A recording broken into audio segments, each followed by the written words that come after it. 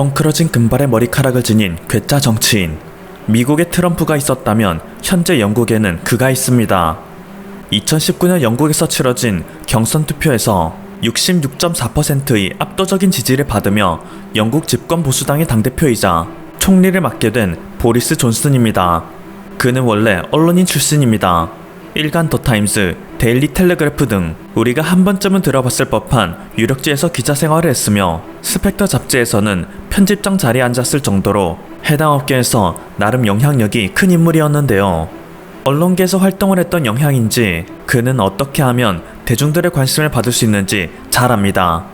2001년 영국 하원의원에 선출, 2008년 런던 시장에 선출된 이후 그는 영국 정계에서 승승장구하는 모습을 보이더니 2019년에는 결국 영국 정계의 우두머리에 올라서고 말았죠. 그가 국민들에게 큰 사랑을 받았던 이유는 다른 것도 아닌 친근한 이미지와 괴팍하면서도 단호한 행동력이었습니다. 그는 을의 다른 정치인들이 자신의 활동을 과시하기 위해 이것저것 형식적으로 참여하는 행사들마저도 결코 평범하게 넘기지 않습니다. 2011년 런던 시장 재임 시절 런던 시청에서 노팅힐 카니발을 홍보하기 위해 댄서들의 머리 장식을 수풀처럼 헤쳐나오는 상황을 연출하는가 하면 2013년 4월에는 런던 시청 앞에 설치된 농구장에서 농구대를 등지고 공을 던져 골인을 시키는 쇼를 선보였습니다.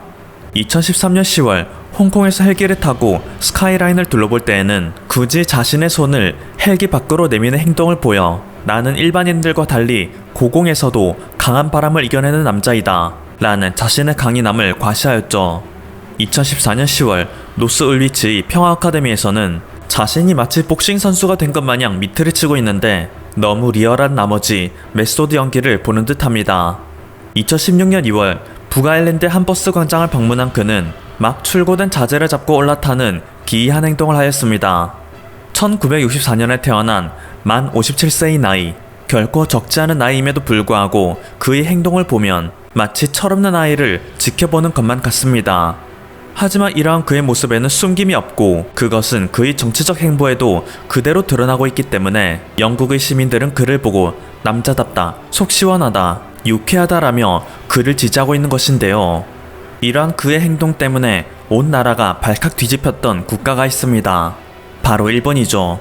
때는 2015년 보리스 존슨 총리가 일본을 방문했을 때 일입니다. 이때도 그는 예정에도 없던 럭비 경기에 친선으로 참여를 했는데요. 그는 승부에 너무 몰입한 나머지 거구의 몸집으로 10세 소년을 날려버리는 만행을 저질렀습니다.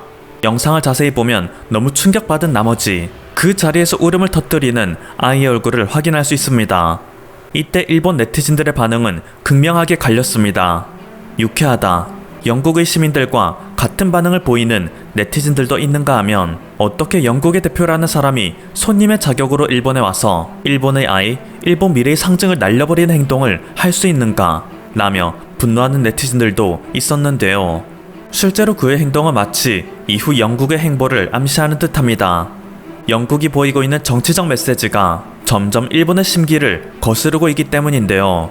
일본은 오래전부터 세계 7대 강대국 모임 G7에 한국이 포함되는 것을 반대해왔습니다.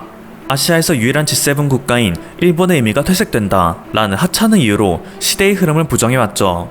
하지만 지난 1월 영국은 일본의 입장이 어떻든 가볍게 무시했습니다.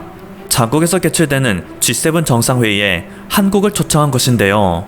이로 인해 지난 12일 영국 코널 카비스베이에서 개최된 G7 정상회의에서는 한국이 단연 돋보였습니다.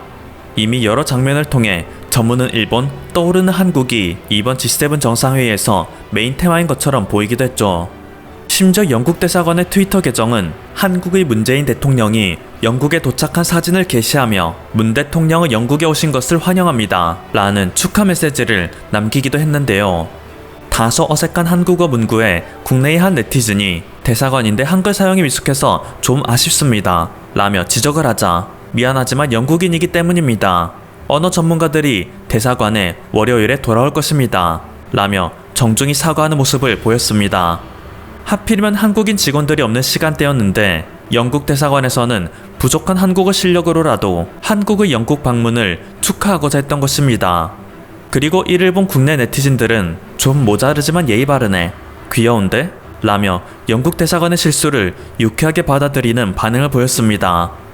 일본의 처절한 반대에도 불구하고 미국과 영국을 주축으로 한 영미권 강대국들이 한국을 계속 찾는 이유는 명확합니다. 현재 그들은 대중국 동맹국을 확보하는 것이 가장 시급한 문제입니다. 중국은 이미 오래전부터 1대1로 프로젝트를 통해 전 세계 빈곤국들을 중국 식민지화시키고 있죠. 그런데 미국이 이를 견제하기 위한 움직임에 나선 지 불과 1년도 채 지나지 않은 2020년 코로나19가 터져버렸습니다. 전 세계 경제는 초토화되었고 각 국가의 중앙정부는 미래의 빚을 끌어오면서까지 경제 정상화에 재정을 쏟아붓고 있습니다. 코로나19 사태 속에서도 경제적인 충격이 크지 않고 오히려 다른 나라에 투자할 여력이 남은 국가는 중국과 한국 정도밖에 없는 상황에 처했습니다. 이건 잠시 다른 이야기이지만 미국이 오랫동안 전 세계에서 가장 부유한 국가가 될 수 있었던 이유는 사실 간단합니다. 기축통화국이라는 지위를 이용하여 달러라는 상품을 해외에 판매하고 해외로부터 값싼 소비재를 들여오는 것이죠. 미국은 자신들이 무한대로 찍어낼 수 있는 종이 쪼가리인 달러로 해외에서 수많은 상품을 공짜로 사들였습니다. 오히려 그들은 자신들이 다른 수많은 국가들에게 무역 적자를 보면서도 물품을 사주는 지상 최대의 소비국이라면서 생색을 낼 정도였는데요. 1900년대 중후반 대표적인 생산국은 일본이었습니다. 미국은 일본에서 생산하는 수많은 물품을 사들이면서 물질적인 풍요를 누렸고 일본은 세계에서 가장 많은 달러를 보유한 국가로서 두 국가는 한 시대를 풍미했죠. 하지만 일본이 점점 강대해져 미국을 넘볼 시기가 되자 미국은 가차없이 일본을 패대기 쳤습니다. 소위 양털깎기라 불리는 플라자 합의를 통해 일본 경제를 골로 보내고 말았습니다. 잃어버린 30년이 이때 시작한 것이죠. 일본의 바통을 이은 다음 주자는 중국이었습니다. 아직까지도 중국은 세계의 공장이라 불리고 있습니다. 값싼 노동력을 통해 중국산 제품은 세계에서 가장 싼 값에 팔리고 미국은 중국을 통해 또다시 물질적 풍요를 누릴 수 있었습니다. 단순 노동력이 드는 저부가가치 산업은 중국에 맡기고 자신들의 인력은 고부가가치 산업에 집중시킴으로써 패권을 유지했죠. 그런데 중국은 일본과는 조금 달랐습니다. 이미 양털깎기를 제대로 당한 일본이라는 사례가 있었기에 중국은 일본의 사례를 연구하여 자신들마저 미국에게 이용만 당하고 벌어지는 참사를 모면하고자 합니다. 그래서 시작된 것이 1대1로 프로젝트이고 석유 위안화 결제 시스템입니다. 페트로달러를 무너뜨리고자 하는 것이죠. 중국은 자신들이 보유하고 있는 미 국채를 점점 줄여감으로써 미국 경제에 대한 의존도를 점점 줄이는 한편 미국이 그랬던 것처럼 다른 국가들의 중국에 대한 경제적 의존도를 높이는 작업을 꾸준히 하고 있습니다. 그래서 이를 눈치챈 미국은 자신들의 동맹국을 재정비하여 중국을 무너뜨릴 계획을 가속화시키고 있는 것인데요. 이를 위해서 현 시기에 가장 필요한 국가가 한국인 것입니다.